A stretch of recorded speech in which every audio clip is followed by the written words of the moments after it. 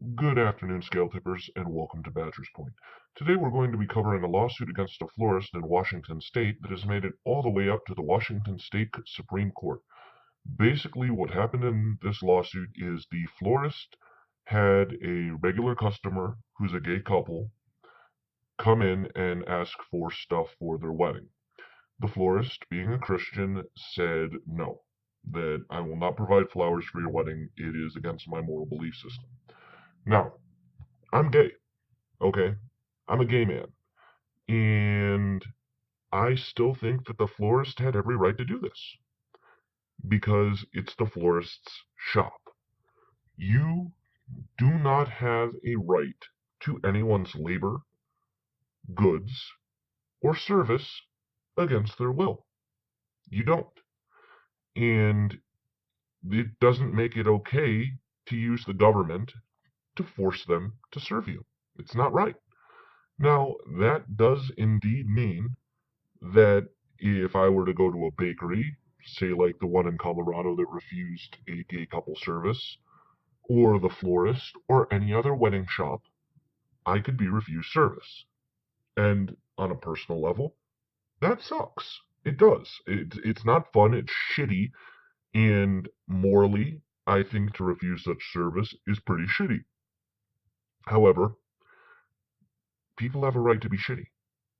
It's simple as that. You have the right to be a shitty person.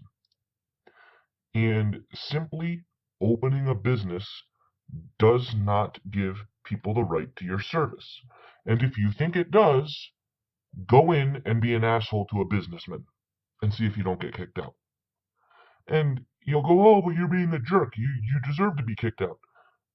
What you're saying with that is that there are socially acceptable reasons for a businessman to refuse you. And then there are reasons that are unsocially acceptable, and those reasons should be blocked from being implemented by law, by force of government guns.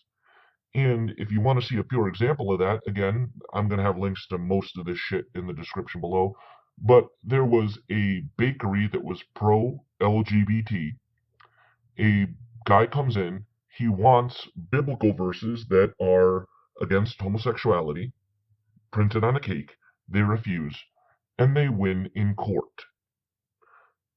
So that means it's okay to discriminate against religious sentiment so long as the religious sentiment violates public opinion.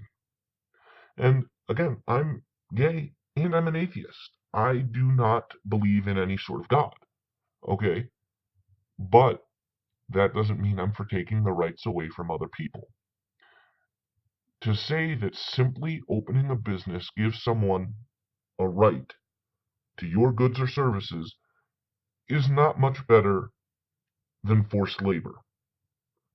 Throwing someone a few dollars, even if they don't want your money for their good or their service, doesn't change the morality of taking it from them. Actually, I'm going to read you the Washington State definition of theft. Theft means to wrongfully obtain or exert unauthorized control over the property or services of another or the value thereof with the intent to deprive him of such property or services. That means the government forcibly making you give a product to someone or a service to someone is, by Washington State definition, theft. Or here's another one for you. Would a Christian company, let's say the Westboro Baptist Church, have the right to make a gay man such as myself cater their event? Would a gay man have the moral right to say, no, I don't want to give you business because I find your views repugnant? Most people would be okay with that. Or let's take this a step further.